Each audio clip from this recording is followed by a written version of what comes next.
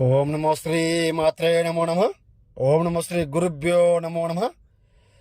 శత్రుమూలం జీవితాంతం, మూల మరణం, మూల సంఘటన మరణం, అశ్వం త్రే రథత్రే విష్ణం, మహారుద్రం మహాభేరం, భేతాళం ఏకం, నరబలి యజ్ఞం, కాళికాదేవే దివ్యదృష్టి అనుగ్రహణం, ఏకం రక్తం సమర్పం యామి.